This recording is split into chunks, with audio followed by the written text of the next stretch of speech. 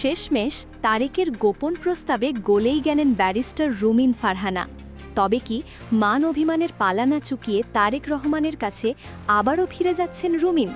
কারণ বাঘিনী এবার প্রকাশ্যে ঘোষণা দিয়েছেন যে তার শর্ত মেনে নিলেই তিনি বিএনপিতে ফিরে যেতে আবারও রাজি। অন্যদিকে যে রুমিনকে ঘাড় ধাক্কা দিয়ে বের করা হয়েছিল তাকেই নাকি এখন বুকে টেনে নেওয়ার জন্য উঠে পড়ে লেগেছে হাইকমান্ড। কিন্তু রুমিনও তো কাঁচা খেলোয়াড় নন, তিনিও এমন এক কঠিন শর্ত ছুড়ে দিয়েছেন যা শুনে রীতিমতো ঘাম ছুটছে বিএনপি নেতাদের।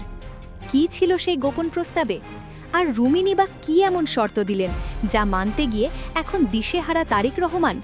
চলুন পর্দার আড়ালের সেই গোপন নাটকটি দেখে নেওয়া যাক। ভোটের ঠিক দুদিন আগের ঘটনা।